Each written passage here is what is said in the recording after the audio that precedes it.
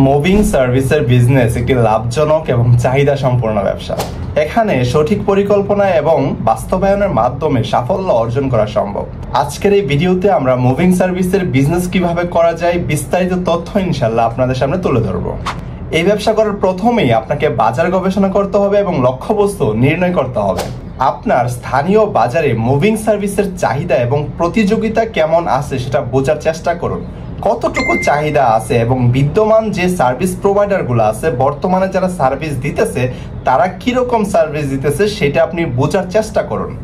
দ্বিতীয়ত যে বিষয়টা ইম্পর্টেন্ট সেটা হচ্ছে লক্ষ্যবস্তু নির্ধারণ। আপনি যদি বড় স্থানান্তর যেমন অফিস মুভ অথবা বাসা বদলানো নিয়ে কাজ করতে চান, তাহলে আপনার লক্ষ্যবস্তু ও সেবার ধরন তার উপরে নির্ভর করবে। এখন আসি এই ব্যবসা করার জন্য আপনার কি রকম পরিকল্পনা করতে হবে এবং কি পরিমাণ বাজেটের প্রয়োজন আছে। একটি বিস্তারিত ব্যবসায়িক পরিকল্পনা তৈরি করুন, যাতে বাজার গবেষণা, মার্কেটিং কৌশল, পরিকল্পিত সেবাসমূহ, প্রাথমিক বিনিয়োগ ও প্রত্যাশিত মুনাফা অন্তর্ভুক্ত থাকবে। আপনার প্রাথমিক বিনিয়োগ কত হবে তা আপনাকেই কিন্তু হিসাব করতে হবে। যেমন এর ভিতরে আপনার ইনক্লুড থাকতে পারে গাড়ি ক্রয় করে আপনি কাজ করবেন নাকি ভাড়া নিয়ে কাজ করবেন। গাড়ি ক্রয় করে কাজ করলে গাড়ির কেনার জন্য আপনি বাজেট কত রাখবেন।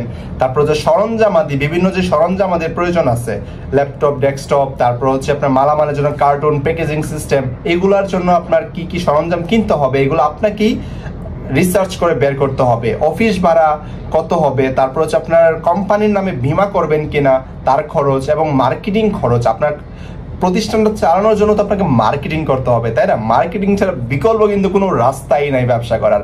সো মার্কেটিং এর যে পরিমাণ খরচ লাগবে বিস্তারিত আপনার ব্যবসার ধরন অনুযায়ী, মানে কত বড় আপনি ব্যবসাটাকে করতে চাচ্ছেন সেই অনুযায়ী আপনাকে একটা মার্কেটিং বাজেট, টোটাল বিজনেসের একটা বাজেট নির্ধারণ করতে হবে।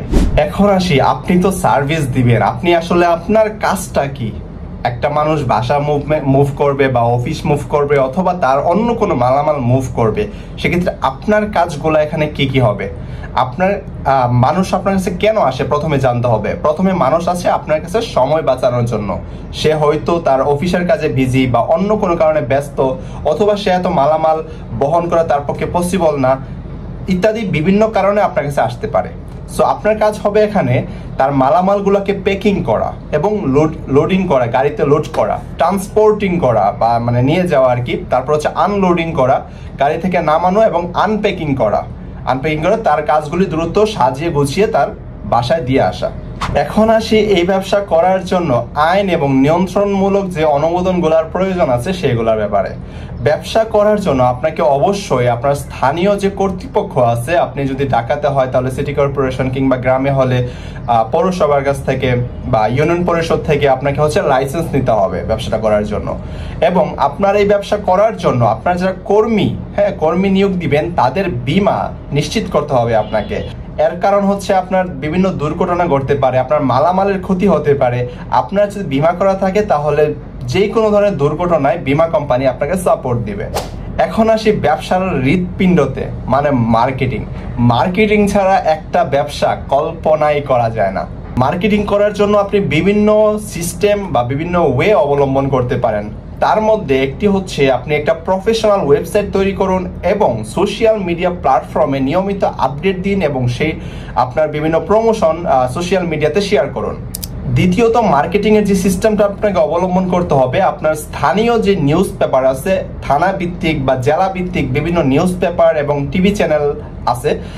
সো আপনার ওই জেলা ভিত্তিক বা থানা ভিত্তিক যেই নিউজ পেপার বা টিভি চ্যানেল আছে এগুলোতে বিজ্ঞাপন দিবেন, রেডিওতে বিজ্ঞাপন দিবেন, আপনার এলাকাতে বিলবোর্ডের মাধ্যমে বিজ্ঞাপন দিবেন, ইত্যাদি বিভিন্ন সিস্টেমের মাধ্যমে আপনার ব্যবসাটাকে মার্কেটিং করতে হবে। এখন আসি এই ব্যবসায় সবচাইতে গুরুত্বপূর্ণ যে বিষয়টা, অ্যাকচুয়ালি প্রত্যেকটা বিষয় গুরুত্বপূর্ণ, but this is important part of things. গ্রাহক সেবা এবং ব্যবস্থাপনা। উচ্চমানের গ্রাহক সেবা আপনাকে নিশ্চিত করতে হবে। গ্রাহকের সন্তুষ্টি এবং পুনরায় কাজ পাওয়ার ক্ষেত্রে এটি খুবই গুরুত্বপূর্ণ। দক্ষ এবং অভিজ্ঞ টিম নিয়োগ করতে হবে যারা মুভিং প্রক্রিয়াকে নির্বিঘ্নে এবং নিরাপদ করতে পারে। মনে রাখবেন, মানুষ আপনার উপর তখনই আস্থা রাখতে পারবে যখন আপনি নিরাপদে নির্বিঘ্নে কাস্টমারের বা ক্লায়েন্টের মালামালগুলি নির্ধারিত স্থানে পৌঁছে দিতে পারবেন।